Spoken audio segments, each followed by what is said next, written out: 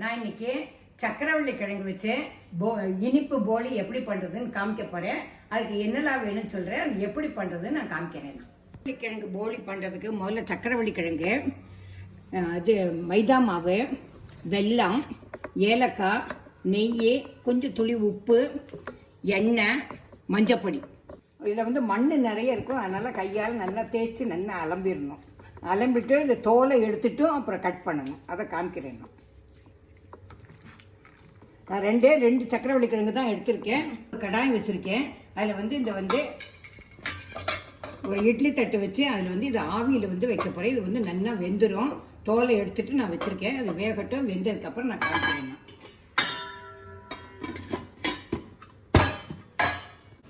நான் இப்போ சக்கரவள்ளி கிழங்கு போலி பண்ணுறதுக்கு நான் மைதா மாவு எடுத்து வச்சுருக்கேன். 1 கப்பு எடுத்து வச்சுருக்கேன். இந்த 1 கப்பு போடுறேன். அதில் கொஞ்சோண்டு சும்மா லைட்டாக கொஞ்சம் உப்பு, துளி உப்பு போடுறேன். கொஞ்சம் மஞ்சப்பொடி, இந்த போலியோட கலர் வரணுங்கிறதுக்காக கொஞ்சம் மஞ்சப்பொடி போட்டு முதல்ல தண்ணி விட்டு பிசைஞ்சிட்டு அதுக்கப்புறம் எண்ணெய் விடணும்.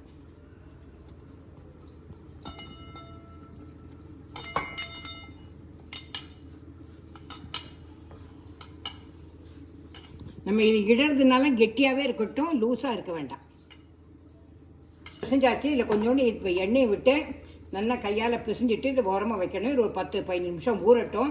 அதுக்குள்ளே சக்கரவள்ளிக்கு வேக வச்சதுக்கப்புறம் நான் காமிக்கிறேன். சக்கரவள்ளி கிழங்கு நல்லா வெந்துடுத்து. இப்போ இந்த இதால் விஸ்கால நல்லா மசிக்கணும். இது சக்கரவள்ளி கிழங்க நல்லா மசிச்சாச்சு. இப்போ நான் கடாய் ஒன்று வச்சுருக்கேன். அதில் கொஞ்சம் தண்ணி விட்டு நான் வெல்லம் போட்டு அது கொஞ்சம் வெல்லம் நல்லா கரையணும். அதுக்கப்புறம் காமிக்கிறேன்.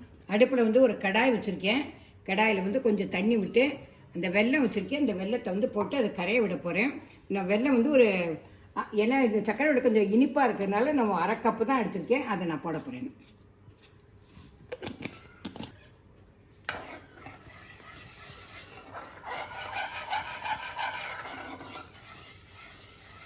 கொஞ்சம் கரைஞ்சாச்சு. இப்போ நான் சக்கரவள்ளி கிழங்கு இது பண்ணி வச்சுருக்கேன். ஸ்மாஷ் பண்ணி வச்சுருக்கேன்ல, அதை இதில் போட போகிறேன். இது எல்லாம் சேர்ந்து கொஞ்சம் கெட்டியானோம். இதில் நான் கொஞ்சம் ஏலக்காய் போட போகிறேன்.